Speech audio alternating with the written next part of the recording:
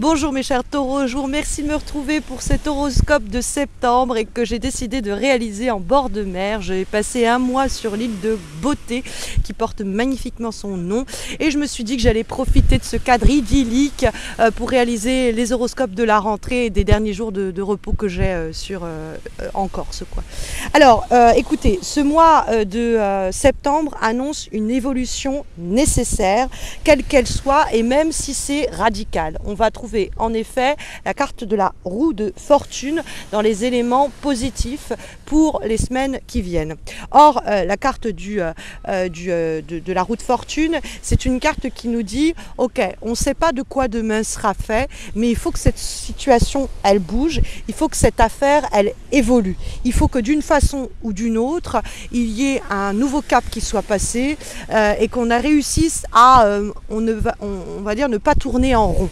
Et pour ce faire, il y aura peut-être besoin de tourner une page. On a le 8 de coupe également qui va donner la vibration de ce mois de septembre. Et le 8 de coupe, c'est l'idée que pour me permettre de passer une nouvelle étape dans cette relation, dans ma vie, etc., eh bien, il faut très simplement que je réussisse à fermer cette page, à refermer cette porte.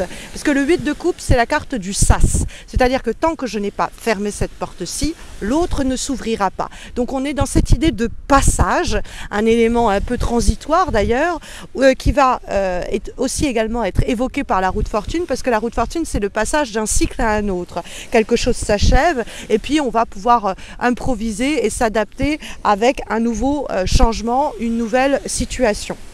Donc cette carte de la roue de fortune et du 8 de coupe sont plutôt raccords sur l'idée que pour qu'une relation passe une nouvelle étape, pour que votre vie professionnelle ou sentimentale passe un nouveau cap, eh bien il va falloir accepter d'en terminer avec cette situation-ci, cette personne-là. Le 8 de coupe, c'est de toute manière le sentiment et l'intense conviction que de toute manière il n'y a plus rien à faire dans cette situation, dans cette relation ou dans ce projet, et qu'il faut passer à autre chose.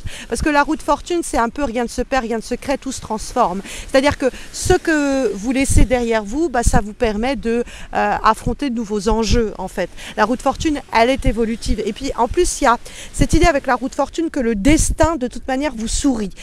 C'est un peu une phrase bateau, mais c'est vrai que c'est un coup de pouce du destin, la roue de fortune. C'est l'idée que la providence s'en mêle et vous êtes dans cette idée de bonne fortune, quoi.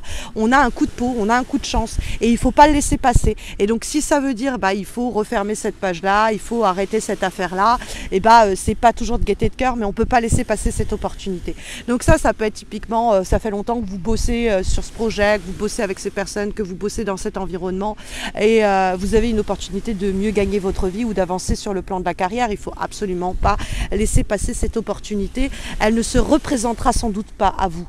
Donc si le destin vous sourit et que vous lui tournez le dos, vous le boudez, il ne se représentera peut-être pas rapidement à vous ensuite. Donc saisissez la balle au bon, comme on dit, avec cette roue de fortune, qui peut nous dire aussi que vous allez plus simplement recevoir des signes. C'est-à-dire que la roue de fortune, ça peut être cette idée que si vous êtes attentive ou attentif aux signaux que la vie peut vous envoyer pour aller dans une direction ou dans une autre, vous recevrez ce signal, vous recevrez ce signe qui vous dira que vous êtes sur la bonne voie ou au contraire qu'il faut vous réorienter.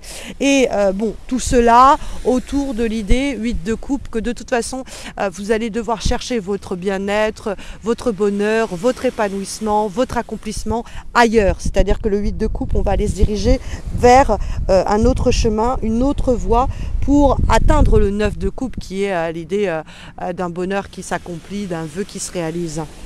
Mais donc, le 8 de coupe, c'est pas toujours facile de se retirer d'une histoire, de se soustraire à une situation. C'est pas forcément de gaieté de cœur, dirons-nous, mais pour autant, ça va servir votre cause. Alors peut-être que ce qu'il faut laisser derrière vous, c'est quelque chose ou quelqu'un, très simplement, qui est toujours en train de vous faire douter, ou quelqu'un qui est toujours dans le doute et à qui vous êtes assujetti. On a en effet le valet de bâton dans les obstacles et les difficultés des semaines qui viennent. Or, le valet de bâton, ça peut être quelqu'un, plutôt du coup un signe de feu, 2, Lion, Bélier, Sagittaire, et quelqu'un peut-être de peu plus jeune que vous, ou alors d'un peu plus immature ou inexpérimenté que vous, et qui, un coup oui, un coup non, c'est pas vraiment ce qu'il veut. Ça peut être une femme, c'est pas forcément un homme, le valet. Et donc la carte en question, ça peut être, cette personne-là, ça peut être un boss, ça peut être un ami, ça peut être une relation amoureuse. Cette personne-là, un jour c'est oui, un jour c'est non, peut-être bien que oui, peut-être bien que non. Elle peut être frustrante à la fin.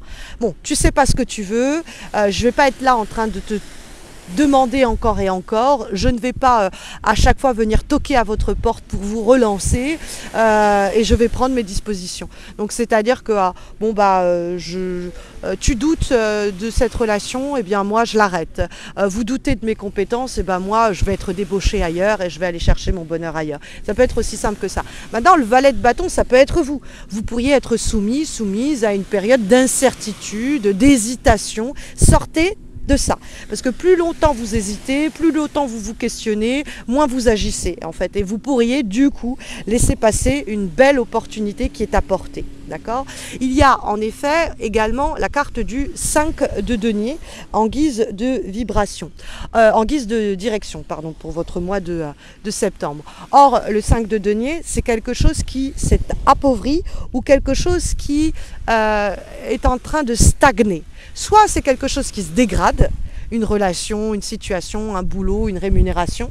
Soit c'est quelqu'un qui nous a mis de côté, qui nous a mis ou mis au placard, qui nous a oubliés, qui nous a négligés. Mais quoi qu'il en soit cette situation s'appauvrit, se dégrade sinon, mais on n'a plus rien à y faire. C'est-à-dire que c'est un signal fort qu'on doit aller chercher notre bonheur ailleurs et qu'il y a une évolution possible. Alors peut-être que l'idée de claquer la porte, c'est une façon de créer ou susciter éventuellement un électrochoc chez vous, chez les personnes visées par cet électrochoc. Et que derrière, ça va permettre de faire évoluer l'affaire ou faire évoluer votre situation. Mais c'est vrai que le 5 de denier, si vous n'y trouvez pas ou plus votre compte, si cette situation, elle n'est pas assez rémunératrice ou gratifiante, si vous avez le sentiment de vous taper tout le boulot ou que vous êtes toujours en demande, eh bien, vis-à-vis peut-être de ce signe de feu d'ailleurs, Lion, Bélier, Sagittaire, ou autour de ce projet ou de cette situation que le valet de bâton va décrire, vous avez la possibilité de mettre un coup de pied dans la fourmilière, de faire évoluer tout ça en décidant, en prenant l'initiative, peut-être un peu difficile sur le moment, mais nécessaire pour autant, de tourner cette page, de en terminer avec cette affaire ou cette situation. Et ça ouvrira de nouveaux possibles, parce que c'est pas l'idée, ok, je referme cette porte et puis bon, j'ai plus rien à faire. C'est je referme ce passage-là, cette porte-là, parce que du coup, ça permet à une autre de s'ouvrir. C'est vraiment cette idée de transition que les cartes vont ici énoncer. Vous n'êtes pas là pour faire l'aumône, vous n'avez pas à demander encore et encore qu'on réagisse ou qu'on agisse en votre faveur. Si vous l'avez demandé suffisamment de fois, à présent il faut agir et vous soustraire à cette personne ou cette situation hésitante ou qui ne bouge pas, refermer cette porte-là et il y en a une autre beaucoup plus gratifiante qui pourra prendre le pas. En termes d'avant-dernier conseil, avant-dernier message, nous avons une lame issue de l'oracle Quest Enlightenment et nous avons la carte Organized, l'idée de s'organiser ou l'idée d'organiser, on pourrait dire presque le chaos. Parce qu'en effet, cette carte-là, c'est l'idée de réussir avec beaucoup de logique à faire avancer une situation après qu'il y ait eu un gros bazar ou un gros bordel, on peut le dire également, parce que c'est vraiment l'idée du désordre, c'est l'idée du chaos qui peut avoir émergé d'une période de négligence. Pendant un temps, on a laissé courir, on a laissé mourir le truc, on n'est pas intervenu, et puis on se rend compte que c'est le bazar, quoi. Et donc, il va falloir réorganiser ce bordel, entre guillemets, que ce soit intérieur ou que ce soit autour de vous, et remettre de l'ordre et du coup de la perspective dans ce qui est important, ce qui ne l'est plus, ce dont on doit se délester, ce qu'on doit mettre en œuvre. Qu'est-ce qui est devenu un obstacle et à propos de quoi il faut se délester, qu'est-ce que l'on va innover, qu'est-ce que l'on peut mettre en œuvre et mettre en place. Il y a l'idée vraiment qu'il faut mettre de l'ordre dans cette situation pour eh bien, remettre votre vie personnelle, professionnelle, etc. sur les rails. On va avoir comme dernière carte, comme dernière guidance et message, une lame issue de l'oracle Mystic Woods, et nous avons la carte de l'ours. Cette carte de l'ours, c'est une carte qui nous parle très simplement de force intérieure, de stabilité. C'est une carte qui vous dit que vous avez une grande force physique et morale et que vous pourriez vous investir dans une situation à long terme en toute sécurité parce que vous bénéficiez d'une sécurité matérielle ou relationnelle.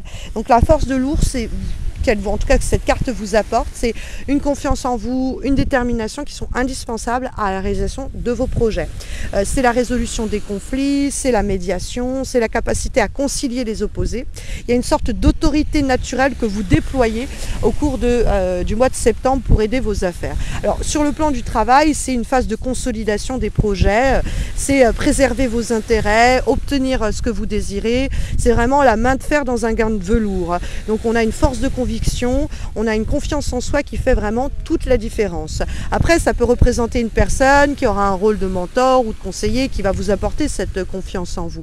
Mais elle va savoir percevoir vos qualités, votre potentiel, etc. Mais c'est possible que ce soit vous, hein, tout simplement. Et on vous dit là aussi de bien structurer vos idées, vos projets. On est sur cette idée de mettre de l'ordre de façon rigoureuse qui vous est re-signifiée. On va trouver aussi sur le plan relationnel dans cette carte une personne qui pourrait faire figure d'autorité, une personne qui vous protège, qui prend soin de vous, une personne fiable, une personne honnête, une personne franche et qui peut vous aider à trouver une certaine quiétude, une certaine sécurité. Vous pourriez être vous-même à la source de cette nouvelle sécurité. On vous dit juste de faire attention à soit la possessivité, à la jalousie que vous pourriez ressentir ou subir aussi, c'est possible. C'est le seul inconvénient que la carte pourrait ici augurer. Voilà en tout cas le message que les lames majeures et mineures souhaitent vous délivrer pour cette rentrée septembre, en espérant que eh bien, ça saura vous accompagner au mieux. N'hésitez pas, mes chers taureaux, à indiquer en commentaire comment cette guidance résonne en vous. N'hésitez pas non plus à liker la vidéo, à vous abonner à ma chaîne si vous ne l'avez pas encore fait. Le moindre de vos retours me motive à poursuivre mes efforts que depuis près de 10 ans je réalise, c'est-à-dire que ça fait presque 10 ans que mois après mois, je ne rate jamais un rendez-vous mensuel et que je réalise ces horoscopes. Même ici, vous voyez, dans un cadre de vacances et de congés, je me dis, allez, je fais les horoscopes dans un cadre justement idyllique. Et donc, quand vous vous abonnez à ma chaîne, quand vous laissez un commentaire, quand vous likez la vidéo, eh ben, ça me motive à poursuivre ces efforts, puis ça me réchauffe le cœur et ça me motive évidemment. N'hésitez pas aussi à me retrouver sur Insta et Facebook. Vous avez les liens de mes pages Insta et Facebook en descriptif de cette vidéo. Et dans le descriptif de cette vidéo, vous trouverez également le lien vers mon site missmojorising.com par lequel vous pouvez passer si vous avez besoin d'une consultation en direct, d'un tirage personnalisé, de vous former au tarot de Marseille ou même de suivre une thérapie psychomagique à mes côtés. Je vous souhaite, eh bien, mes chers taureaux, une douce et belle rentrée en septembre et une belle rentrée tout simplement. Je vous retrouve fin septembre pour les horoscopes d'octobre. D'ici là, mes chers taureaux, prenez bien soin de vous et à bientôt, en tout cas je l'espère.